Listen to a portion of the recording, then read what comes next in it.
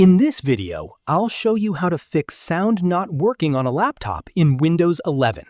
First, click the volume icon on the taskbar. Make sure the volume is turned up. If the sound is still not working, press the Windows key. Open Settings. Click System. Select Sound. Scroll down and click Volume Mixer. Make sure the app you are using is not muted.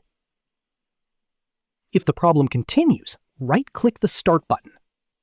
Select Device Manager. Expand Sound, Video, and Game Controllers. Right-click your audio device. Select Update Driver. Click Search automatically for drivers.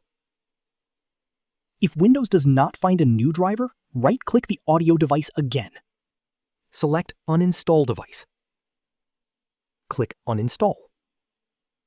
Restart your laptop. Windows will automatically reinstall the audio driver after the restart.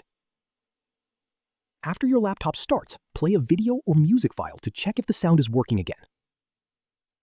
That's it. This is how you can fix sound not working on a laptop in Windows 11.